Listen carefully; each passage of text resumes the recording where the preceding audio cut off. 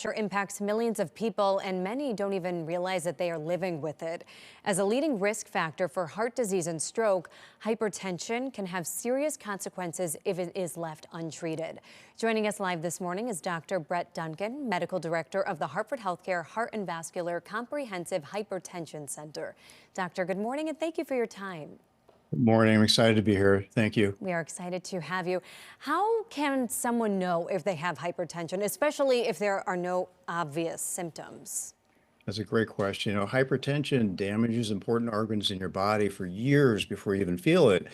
So it's important to know your number. So get your blood pressure checked. Go to local health fairs, kiosks, churches. We're at heart walks all the time. And, give yourself a yearly birthday gift of checking your blood pressure. If you're pregnant, you're planning on getting pregnant, definitely know your blood pressure. Very important group. And the risk reduction occurs if you're below 130 over 80, some people 120 over 80, there's a 15% reduction in dementia, heart failure, and strokes. Okay, that's interesting. What are the main risk factors, though, would you say, that contribute to high blood pressure? Really break it down about 4 different categories. As you get older, the risk goes up. There's a delay in that in women. There's estrogen protection that occurs, but we estimate about 50% of American population has high blood pressure. Your genetics are important. If everyone in your family has high blood pressure, you're probably going to have high blood pressure.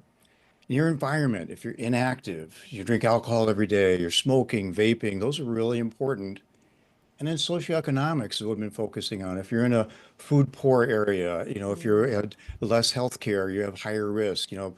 Black Americans, Asian Americans, higher risk. So we're working on covering those areas in Hartford Healthcare. Very interesting. And I'm happy that you also pointed out that sometimes it's genetic, because someone could feel and do everything to stay healthy, but unfortunately we can't control our genetics all the time, our genes.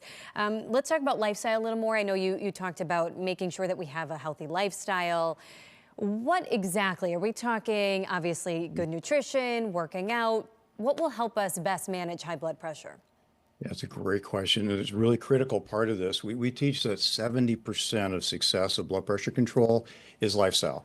We have a whole division at Hartford Healthcare of lifestyle medicine, and really how you eat, how you sleep, how you exercise, how you manage stress is just as important as a pill. So we teach the DASH diet. A common American gets about 3,800 milligrams of salt in their diet. We think you need 1,500 to 2,300. So everyone that's involved in our clinic either gets a telehealth coach or a full lifestyle coach. It's that important. Okay, and I have to ask you, and this is sort of, I guess, going a little off topic here, but you mentioned sodium right there. Now, this is maybe a personal question. I drink electrolytes every day, and there's a lot of sodium in those electrolyte packets, but they are said to be very healthy. Can you give us a little more insight?